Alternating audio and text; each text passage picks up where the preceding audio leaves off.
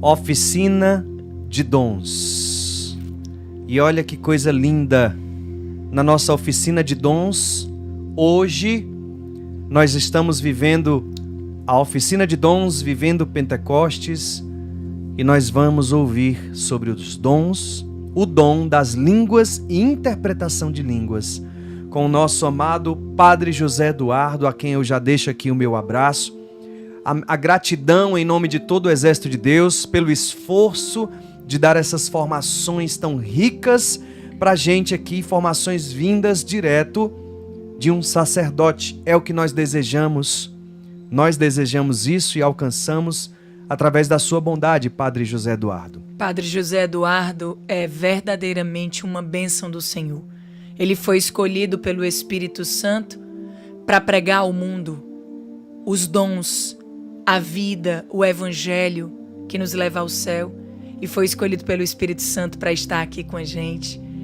E minha amada família, Exército de Deus, quando a gente fala de dons de línguas, muitas vezes pode ser que você ache que ele é um dom reservado para pessoas específicas, ou que ele acontece assim de uma forma extraordinária, sabe? E involuntária. Mas não é isso. Ele é um dom importantíssimo para que o Espírito Santo fale em nós pelo que precisamos pedir. Tem noção que a gente passar a pedir corretamente muda toda a nossa vida. Então agora, nós vamos dizer juntos com todo o nosso amor para esse presente, seja bem-vindo, Padre José Eduardo. Antes de a gente chamar o Padre, eu gostaria de dizer uma coisa para vocês. Por muito tempo, eu achava que não tinha o dom de orar em línguas. É verdade. Por muito tempo, mas muito tempo mesmo, gente. 10 anos de caminhada. Eu achava que nunca ia ter o dom de orar em línguas. Até que eu descobri que o meu dom de orar em línguas, Deus queria que eu utilizasse junto com a música. É por isso que quando a Aninha está rezando, eu estou aqui não cantando. Não é uma canção simplesmente. É rezando. E eu rezo a oração em línguas com som, fazendo assim.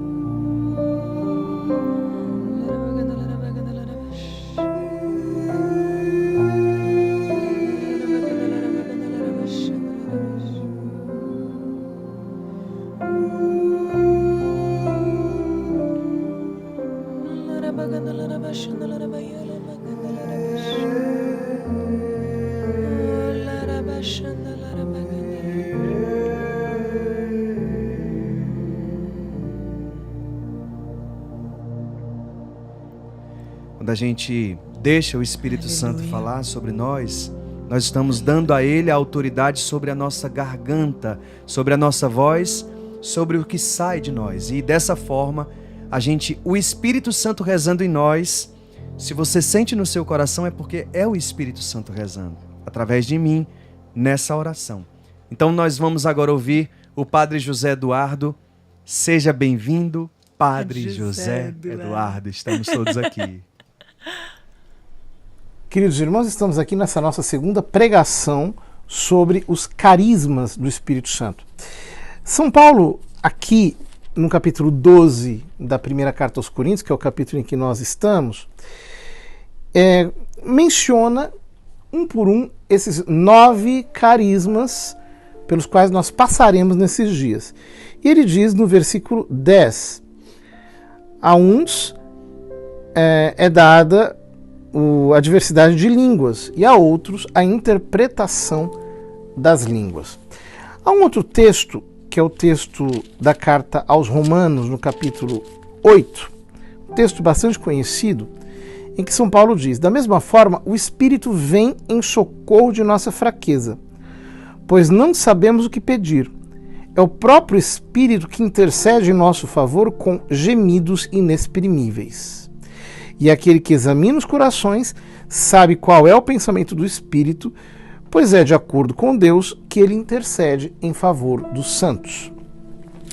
Vejam, no dia de Pentecostes, o livro dos Atos dos Apóstolos nos diz que o Espírito Santo veio sobre os apóstolos reunidos em oração no cenáculo, e então apareceram, versículo 3, línguas como de fogo que se repartiram e pousaram sobre cada um deles. Todos ficaram repletos do Espírito Santo e começaram a falar em outras línguas, conforme o Espírito lhes concedia expressar-se. Ou seja, esse é o primeiro dom que eu gostaria brevemente de comentar, que é o chamado dom de línguas. São Paulo, quando fala sobre essas línguas, diz no capítulo 13 de 1 Coríntios: se eu falasse as línguas dos homens e as dos anjos, mas não tivesse caridade, amor, eu seria como um bronze que soa ou um símbolo que retine. O que é o dom de línguas? O dom de línguas é uma manifestação do Espírito Santo em que nós somos inspirados por ele a orar de acordo com uma linguagem que nós não processamos em nossa mente. Acerca disso diz São Paulo em 1 Coríntios, capítulo 14, versículo 4. Aquele que fala em línguas edifica-se a si mesmo. E depois ele diz mais adiante, no versículo 14. Com efeito, se eu oro em línguas, é meu espírito que faz oração, mas o meu entendimento permanece sem fruto.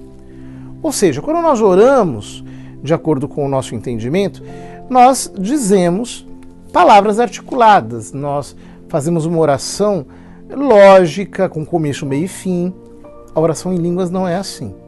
É uma linguagem de oração em que nós nos entregamos ao Espírito Santo, em que nós oramos apenas de acordo com a medida da fé. Nós não sabemos o que estamos dizendo, nós não sabemos o que ele está dizendo através de nós, nós reproduzimos esses gemidos que são inefáveis e que, de alguma maneira, nos edificam interiormente, porque nós não estamos pedindo de acordo com a nossa mente, nós estamos simplesmente nos entregando ao Senhor para que Ele, através daquela oração, cujo conteúdo nós ignoramos, realize a sua vontade através de nós.